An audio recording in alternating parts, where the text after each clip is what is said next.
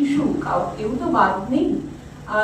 একটা 5 বছরের বাচ্চা থেকে মেয়ে থেকে শুরু করে 80 বছরের বৃদ্ধা কেউ সুরক্ষিত নয়।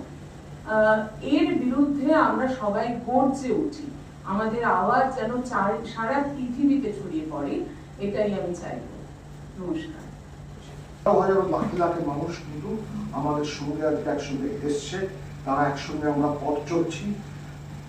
যারা স্বাস্থ্য কর্মী এবং যারা সাধারণ মানুষ তারা কিন্তু আজকে হাতে হাত মিলিয়েছে এবং সেই জন্য কিন্তু শাসক ভয় পেয়েছে, এবং শাসক ভয় পেয়েছে বলেই কিন্তু বিভিন্ন জায়গাতে আমরা দেখতে পাচ্ছি, বিশেষ করে বেশ কিছু হাসপাতালে কিন্তু চিকিৎসকদের উপরে যারা এই রোগের সঙ্গে সামিল হয়েছে তাদের বিরুদ্ধে বিভিন্ন রকম শাস্তিমূলক ব্যবস্থা নেওয়া শুরু হয়েছে।